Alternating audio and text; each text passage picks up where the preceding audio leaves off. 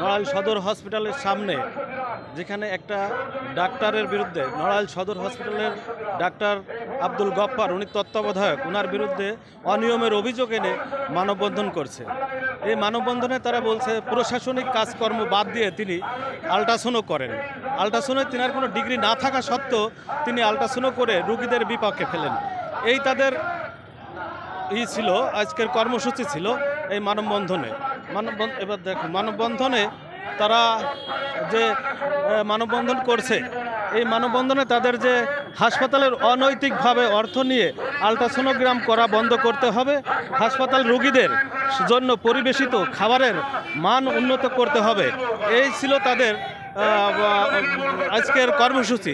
তারপরেও আমরা তাদের সাথে কথা বলে জানি যে আসলে ঘটনা আজকের কি ছিল, তাদের কর্মসূচি কি ছিল, এ বিষয়ে আমরা তার কথা বলবো।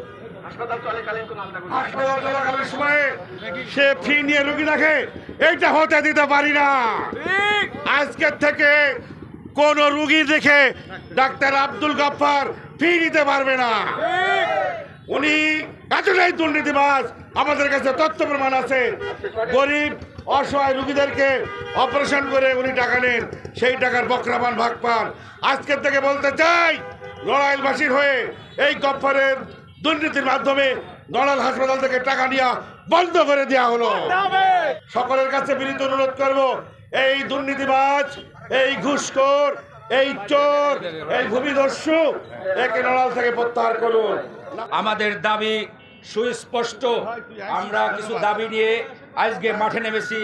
এই নড়াইল সদর হাসপাতালের তত্ত্বাবধায়ক ডাক্তার আব্দুল গফফারের অনিয়ম, দুর্নীতি এবং স্বজনপ্রীতি এবং হসপিটালে একটা দালাল চক্র তৈরি করে সে জনগণের সঙ্গে প্রতারণামূলক কার্যক্রম করে আসছে দীর্ঘদিন।